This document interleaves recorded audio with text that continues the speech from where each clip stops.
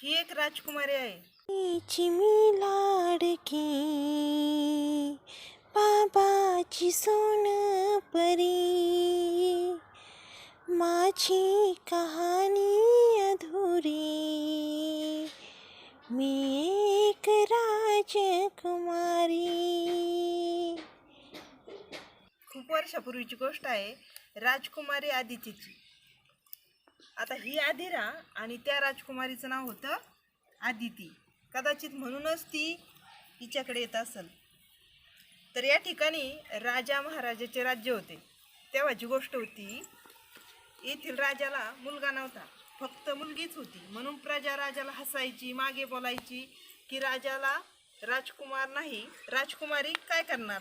पण ती राजकुमारी शस्त्रविद्यामध्ये खूप पारंगत होती. तलवार, धनुष्य ती सहजपणे चालवत होती. तरी प्रजा खुश नव्हती.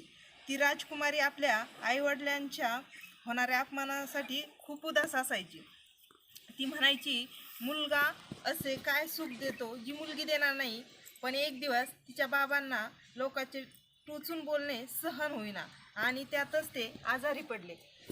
बाहेरच्या शत्रूसोबत लढता येत नाही, प्रजा तर त्यांचा श्वास होती. म्हणून ते नेहमी चिंताग्रस्त असायचे आणि मग आजारपण आणि चिंता यामध्ये ते निधन पावले.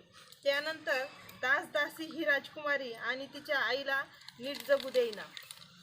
त्यांचे बोलणे राजकुमारीच्या आईच्या मनाला लागायचे आणि काही दिवसातच तीही मरण पावली. शत्रू राज्याने राज्यावर हल्ला केला. राजकुमारी म्हटली, सैनिकांना आपण लढू. पण एका मुलीच्या मागे लढण्यास त्यांनी नकार दिला आणि पराभव स्वीकारला आणि राजकुमारीला शत्रू राजाला सोपवलं. पण राजकुमारी लढली शेवटच्या श्वासापर्यंत. पण जाताना आपल्या आईवडिलांच्या मृत्यूला कारणीभूत असलेल्या प्रजाला असा तळतळाट देऊन गेली की त्यानंतर तिथे कोणालाही मुलगा असले तो त्याच्या आईवडिलांचे हाल करेल असा ती सगळ्यांना श्राप देऊन गेली. खूप दिवस त्या राज्यात कुणीही सुखी राहिले नाही. पण ती राजकुमारी मुक्त झाली नाही, तिला मुक्तीच मिळाली नाही. कदाचित तुम्ही तुमच्या आदिराला राजकुमारी म्हणता म्हणून ती तुमच्यात तिचे आईवडील बघत असेल आणि तुम्ही तिला मुक्ती द्यावी म्हणून येत असेल. मुक्ती, मला तर कसाच विश्वास बसे नाही. तुम्ही काही पण सांगताय. इथे भूत, आत्मा, राजा महाराजा असं काही थोडं नसतं.